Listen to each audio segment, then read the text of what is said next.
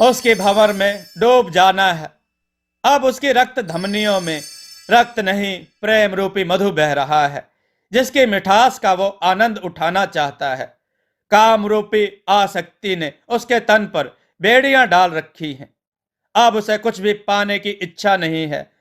उसने प्रेम जो पा लिया है, अब नहीं चाहिए उसे गुरुकुल की निरस्ता, उदासीनता, जबकि उसके जीवन में पुष्पों की बगिया जो आ गई, जिसे देखकर, छूकर और पाकर वो सदैव प्रसन्न रहेगा।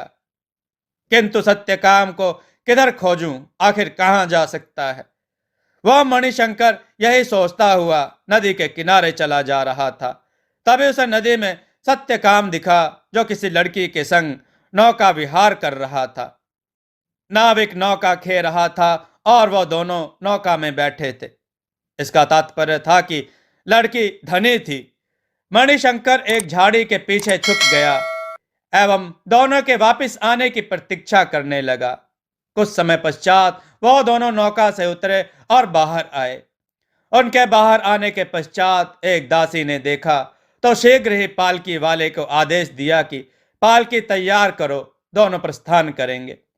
पालकी आई, दोनों पालकी में बैठे और प्रस्थान कर गए। उन दोनों के जाने के पश्चात मणिशंकर झाड़ियों से बाहर आया और उस दासी से पूछा, जी ये दोनों कौन थे? अत्यधिक धनी दिख रहे थे। जी आपको इससे क्या लेना देना? उस दासी ने उत्तर दिया, बस मैं तो ऐसे ही ज्ञात कर रहा था। कुछ दान दक्षिणा मिल जाती तो, क्योंकि मैं तो गुरुकुल का साधारण सा शिष्य हूं। हम शिष्यों को तो भिक्षा मांगकर ही जीवन यापन करना पड़ता है। मणिशंकर बोला, आपका शुभ नाम क्या है महाशय? दासी ने पूछा। मेरा नाम तो शंभूक है, मणिशंकर ने झूठ बोलते हुए कहा। जी किंतु क्षमा करें महाशय, मैं आपको कोई भी जानकारी नहीं दे सकती। और इतना कहकर वह दासी चली गई और मणिशंकर का मस्तिष्क क्रोध से गर्म हो गया। अब मणिशंकर ने सोचा, पालकी का पीछा करके ज्ञात किया जा सकता है कि सत्यकाम के संग वो कौन थी, और उसने ऐसा ही किया, उनका पीछा करने लगा।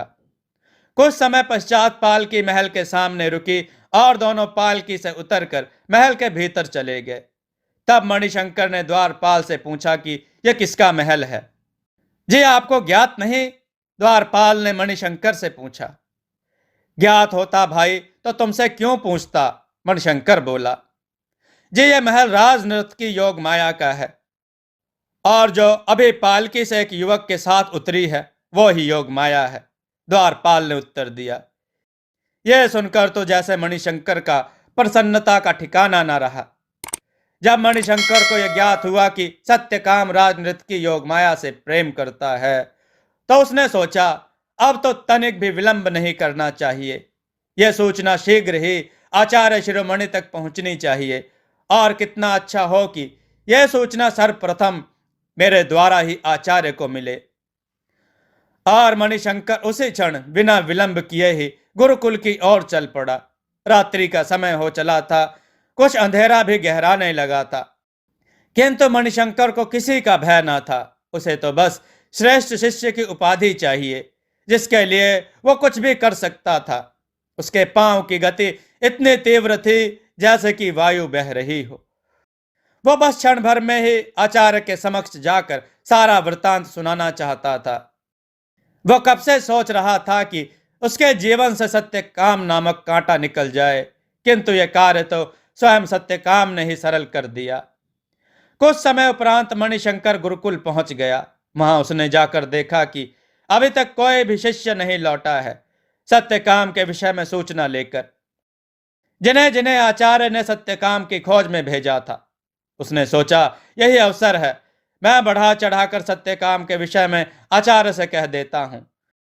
वह स्वतः ही कोई ना कोई कड़ा निर्णय ही लेंगे। और यही सोचकर वो आचार्य के निकट पहुंचा।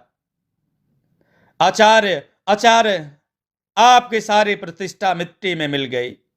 अब आपकी प्रसिद्धि अप्रसिद्धि में बदल चुकी है। अब आप क्या कहेंगे इस संसार से? किस किस को उत्तर देते फिरेंगे? आपका जीवन तो कलंकित हो चुका है गुरुवर। मेरे हृदय में तो जैसे अग्नि से प्रज्वलित हो उठी जब मैंने सुना कि। मणिशंकर बोला, ये क्या पहेलियां से बुझा रहे हो? ठीक ठीक बताओ कि क्या कहना चाहते हो। ऐसा क्या हुआ जिसका प्रभाव मेरी प्रतिष्ठा पर पड़ सकता है? आचार्य शिरोमणि ने मणिशंकर से पूछा। जब मैंने सुना तब मुझे यह लगा कि यह धरती फट जाए और मैं उसमें समा जाऊं, मणिशंकर बोला। कहना क्या चाहते हो मणिशंकर? अब मेरे धैर्य की सीमा समाप्त हो चुकी है। ऐसा ना हो कि मैं क्रोध में कुछ ऐसा कर बैठूं जो तुम्हारे लिए असहनीय हो, आचार्य शिरोमणि बोले। जी आचार्य, मैं आपसे यह कहना चाहता था कि मैं कुछ ऐसा देखकर आ रहा हूं जिसके विषय में आपसे कहने पर मुझे लज्जा का अनुभव हो रहा है। मेरी जिह्वा से ऐसे बोल नहीं निकल रहे, मणिशंकर बोला। जो भी निर्लज्जता की बात है मैं सुनने के लिए तत्पर हूं। बस अब तुम कहो, आचार्य शिरोमणि बोले। तो सुनिए आचार्य, आपका प्रिय शिष्य सत्यकाम किसी और से नहीं बल्कि राजनृत्य की योग माया से प्रेम करता है, और वो इस समय वहीं उसी के निकट उसके ही महल में उसी के संग रह रहा है। जो ज्ञान आपने उसे दिया वो सब व्यर्थ हुआ। उसके मस्तिष्क में पत्थर पड़ चुके हैं। वो प्रेम में अंधा हो चुका है। उसे सिवाय माया के अब कुछ नहीं दिखता। वो यहां से जाने के पूर्व न आपको और न हम में से किसी और को सूचित करने नहीं आया। वह इतना स्वार्थी और कृतज्ञ हो सकता है। मैंने यह कभी ना सोचा था। इससे अच्छा होता कि उसे उस योग माया के संग देखने से पूर्व मैं नेत्रहीन हो जाता। आचार्य, बहुत कष्ट हुआ मुझे यह जानकर कि एक तुच्छ सी नारी के लिए, जिस नारी की समाज में ना कोई प्रतिष्ठा है और ना कोई मान, उसके लिए उसने आपका और हम सबका त्याग कर दिया। छी, घृणा होती है मुझे यह सोचकर, मणिशंकर बोला। इतना सुनकर आचार्य शिरोमणि जिस स्थान पर खड़े थे अपना हृदय पकड़कर वहीं बैठ गए। ऐसा प्रतीत होता था कि यह बात सुनकर उनके हृदय को भारी पीड़ा का अनुभव हुआ है। उनकी यह दशा देखकर मणिशंकर उन्हें पकड़ने दौड़ा। साथ एक दो शिष्य भी आए और उन्हें भीतर जाकर बिछावन पर लिटा दिया। तभी आचार्य शिरोमणि ने सभी शिष्यों से कहा, तुम सब जाओ, मैं कुछ समय एकांत में रहना चाहता हूं। सभी शिष्य वहां से चले आए। आचार्य शिरोमणि ने रात्रि का भोजन भी ना किया। उनके हृदय और मस्तिष्क में एक कौतूहल सा मचा था, और वे जब तक सत्य काम से सत्य पूछकर उसका निवारण नहीं कर लेते उनका चित्त शांत न होगा। और उसी क्षण वो रात्रि में ही निकल पड़े योग माया के महल की ओर, सत्य काम से अपने प्रश्नों का उत्तर जानने। उन्हें जाता हुआ देखकर मणिशंकर ने कहा भी कि आचार्य, आपका स्वास्थ्य ठीक नहीं है। आप रात्रि में किधर जा रहे हैं? अभी आता हूं। बस कुछ प्रश्न है मेरे मन में जिनका उत्तर ज्ञात किए बिना मेरा चित्त शांत ना होगा। इतना बड़ा विश्वासघात बहुत ही कठिन है मेरे लिए सहना, इसलिए जा रहा हूं। और इतना कहकर आचार्य चले गए। अर्धरात्रि व्यतीत हो चुकी थी। आचार्य शिरोमणि कुछ ही समय में योग माया के महल के समक्ष थे। उन्होंने द्वारपाल से कहा कि मैं आचार्य शिरोमणि हूं और अपने शिष्य सत्यकाम से भेंट करना चाहता हूं। जी आचार्य, इसके पूर्व मुझे देवी योग माया से आज्ञा लेनी होगी। उन्हें सूचित किए बिना मैं आपको सत्यकाम से भेंट नहीं करने दे सकता। मैं अभी देवी को सूचित करता हूं कि आचार्य आए हैं, द्वारपाल बोला।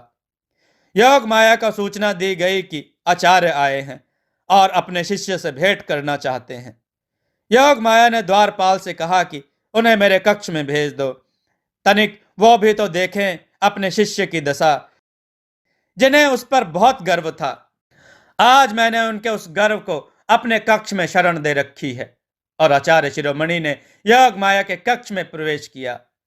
योग माया ने उन्हें प्रणाम करते हुए कहा, आइए आचार्य, आपका स्वागत है मेरे कक्ष में।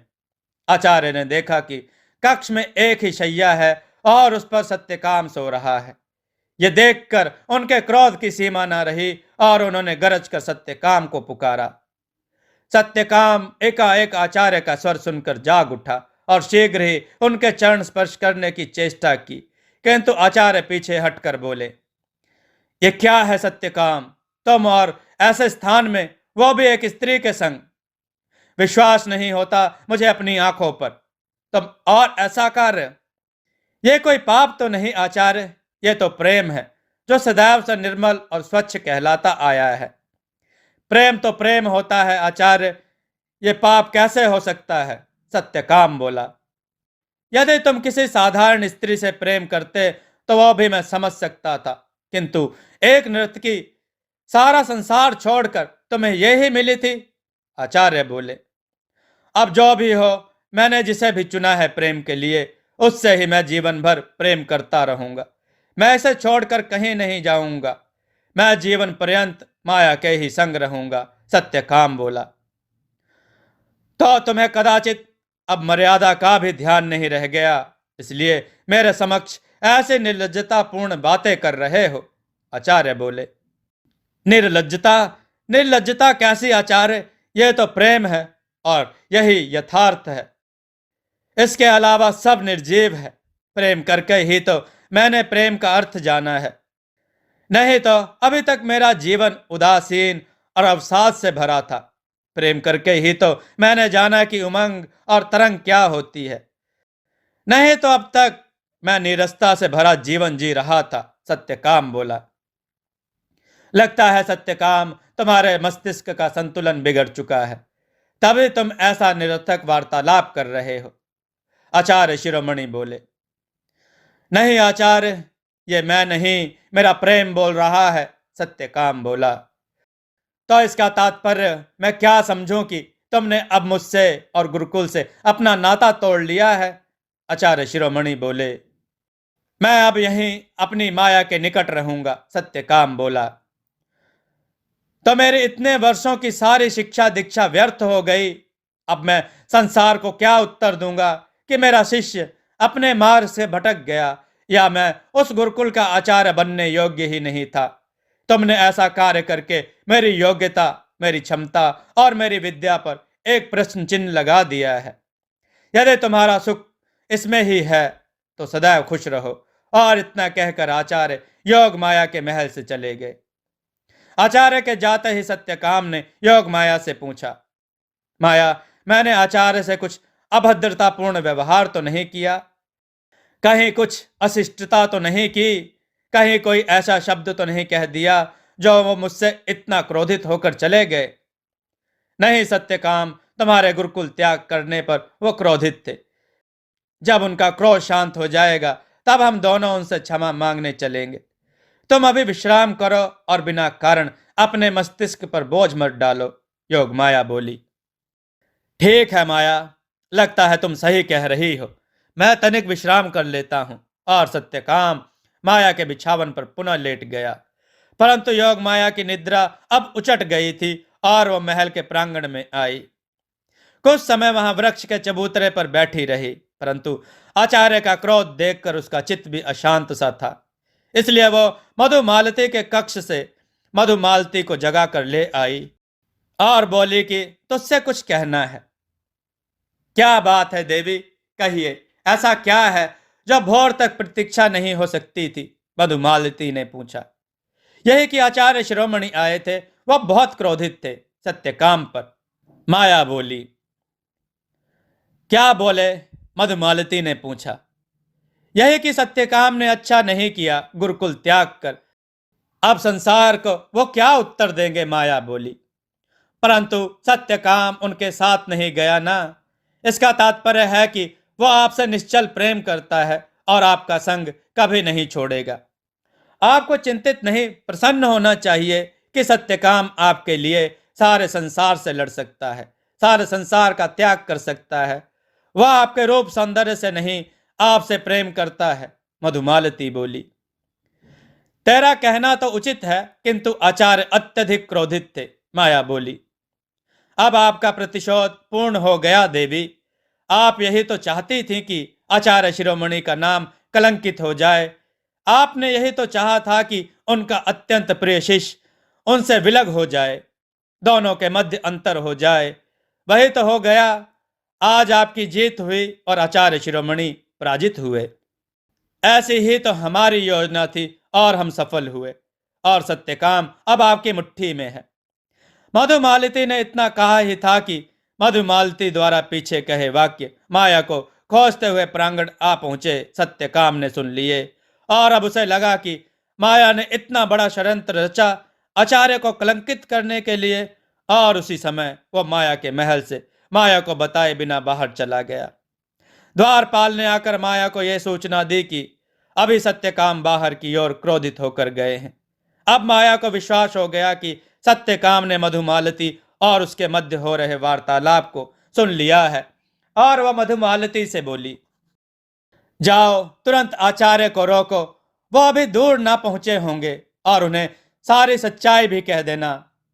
एवं माया स्वयं सुध बुध खोकर वो सत्यकाम के पीछे भागी। सत्यकाम क्रोध से बस चलता जा रहा था, बस चलता जा रहा था। माया पुकारती रही, किंतु वो कुछ भी सुनने को तैयार ना था। वो तो बस अपराध बोध से दबा जा रहा था कि भूलवश वो ये क्या कर बैठा। आचार्य का इतना बड़ा अपमान, उन पर इतना बड़ा कलंक, अब यह कलंक मेरी मृत्यु से ही मिट सकता है। और वो वायु के वेग से बढ़ता चला जा रहा था, बस बढ़ता चला जा रहा था। माया पुकारती रही, किंतु सत्यकाम ने एक ना सुनी। माया के पीछे पीछे अब आचार्य और मधुमालती भी भागे चले आ रहे थे। कुछ ही समय में सत्यकाम एक बहुत ही ऊंची पहाड़ी पर जा पहुंचा और वहां से छलांग लगा दी। माया पुकारती रही, लेकिन उसने कुछ नहीं सुना। वो तो बस उसके कारण आचार्य पर लगा कलंक अपना रक्त देकर मिटाना चाहता था, जो उसने कर दिया था। माया रोते हुए वहीं धरती पर बैठ गई, सत्यकाम सत्यकाम चिल्लाते हुए। किंतु अब सत्यकाम थोड़े ही लौट सकता था। उसने अब अपने शरीर का त्याग कर दिया था। अब उसकी आत्मा माया और संसार रूपी माया रहित थी, जो केवल निर्मल और पवित्र थी। आचार्य ने भी सत्यकाम को छलांग लगाते देख लिया था, और वो बोले, देखा माया, तुम्हारे प्रतिशोध ने एक निर्दोष के प्राण ले लिए, अब तुम कुछ भी कहना चाहोगी? नहीं आचार्य, मुझे बस इतना कहना है कि अपने हठ और घमंड के वशीभूत होकर मैंने अपराध किया, जो कि अक्षम्य है, और इसका प्रायश्चित मुझे ही करना होगा। इतना कहकर माया अपने स्थान से उठी और भागते हुए उसने भी पहाड़ी से छलांग लगा दी। आचार्य और मधुमालती ने पुकारा भी, परंतु वो ना रुकी। इस तरह माया ने प्रतिशोध के वशीभूत होकर अपने और सत्यकाम के प्राण ले लिए। दोस्तों, आपको यह कथा कैसी लगी? अपने विचार और सुझाव कमेंट में जरूर दें। हमारी कथाओं को लाइक करें, हमारे चैनल को सब्सक्राइब करना न भूलें। हमारी कथाओं को शेयर जरूर करें, जिससे लोगों को अच्छा ज्ञान प्राप्त हो। जय श्री राम भक्तों।